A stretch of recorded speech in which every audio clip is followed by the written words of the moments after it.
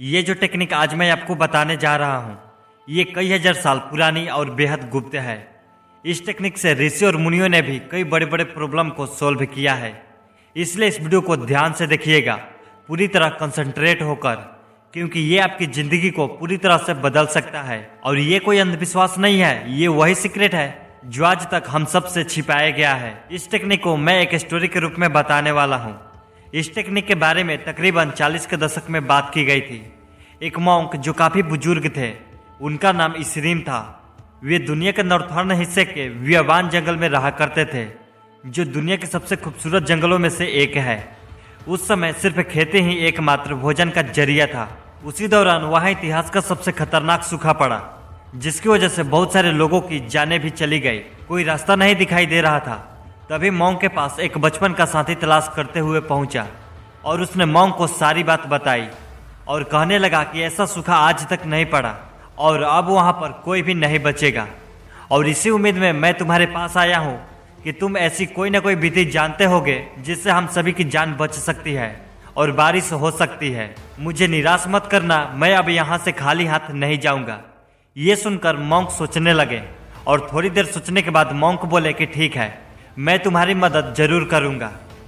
Monk उठे और कुछ दूर जाकर खड़े हुए और हाथ जोड़कर कुछ करने लगे।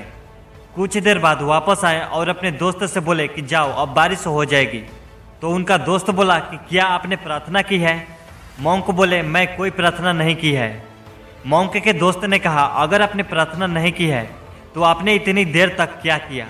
मॉन्क ने कहा कि अगर मैं बारिश के लिए प्रार्थना करता तो बारिश कभी नहीं होती, क्योंकि जब हम कुछ मांगने या पाने के लिए प्रार्थना करते हैं तब हम ये सिद्ध कर देते हैं कि वो चीज़ वहाँ नहीं है, और ना चाहते हुए भी हम उस स्थिति को और भी मजबूत बना देते हैं जिसे हम बदलना चाहते हैं। मॉन्क बोले, यह एक गुप्त विधि है। मॉन्क का दोस्त बोला, क्या किसी इंसान की जान से ज़्यादा कीमती है? मॉन्क बोले कि हाँ, ये बहुत कीमती है, पर मैं तुम्हें बता रहा हूँ क्योंकि अगर बारिश होने में कुछ समय लगा तो बहुत से लोग मारे जाएंगे और हो सकता है कि ये विधि तुम्हें कई बार करनी पड़े। मैं अब बुढ़ा भी हो चुका हूँ, मेरी उम्र अब ऐसी नहीं है कि मैं इसे बार बार कर सकूं। मॉन्क बोले, मैं तुम्हें इस सीक्रेट को बताता हूँ, लेकिन जिस दिन तुम इसका गलत प्रयोग करोगे उस दिन के बाद यह विधि काम नहीं करेगी। मॉन्क के दोस्त बोला, ठीक है, तो ध्यान से सुनो। मैंने कोई प्रार्थना नहीं किया बारिश लाने के लिए, मैंने बस उस चीज को अपने पास महसूस किया जो मुझे चाहिए था। तो उनका दोस्त बोला कि मैं कुछ समझा नहीं, आप ठीक से बताइए आपने क्या और कैसे किया? मॉन्क बोले कि मैं नंगे पैर खड़े होकर, अपने हाथ जोड़कर और आंखें बंद करके मैंने अपने पूर्वजों और देवताओं को दिल से पुकारा और कहा कि मुझे आपका साथ चाहिए। और मैंने बंद आंखों से देखा कि मेरे गांव में बहुत तेज बारिश हो रही है। मैं कीचड़ में खड़ा हूँ, गांव के सारे खेत हरे भरे हो चुके हैं, सब लोग झूमकर बारिश में नहा रहे हैं। मैंने पानी की उन बूंदों को अपने ऊपर गिरते हुए महसूस किया। मैं ऊपर से नीचे तक बारिश में भीग चुका हूँ। इसके बाद मैंने अपने खुशी जाहिर की और धन्यवाद किया उस बारिश के लिए जो हो चुकी थी। अब मॉन्क का दोस्त जैसे ही अपने गांव पहुंचा, उसने ठीक वैसा ही देखा जैसा मॉन्क ने बताया था। हर तरफ हरियाली ही हरियाली थी, सब कुछ अच्छा हो चुका था।